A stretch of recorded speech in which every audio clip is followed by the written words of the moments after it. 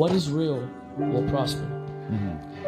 What you feel in the night, what you feel in the morning, what you feel midday, that you don't think, other people have the same thoughts. You feel alone in this thought, but other people have the same thoughts, and it breeds. And when you display this thought, it breeds a certain amount of comfort within people. Right. And people start to feel like, all right, this person understands me. This person is fucking cool. I know how it feels to be alone.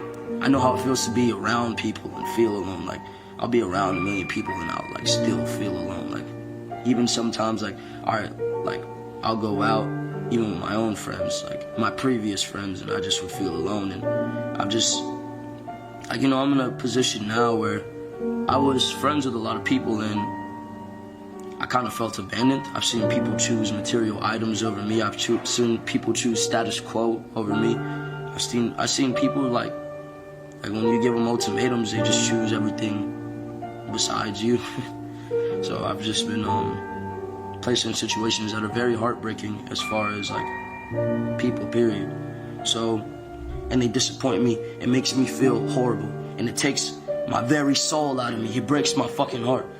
So I don't know, man. It's hard to explain. It's hard to explain. When you know what it feels like to feel for somebody, and when you have this genuine feeling that you get from somebody, and you make that person your source of happiness, obviously it becomes like they become your drug. You know what I'm saying? This girl became like my drug. There's no way. It just sucks when it gets to a point to where there's no way to change what happened. There's no way for me to bring this girl back. There's no way for me to remotely. It just sucks when it gets to the point to where you can't do anything.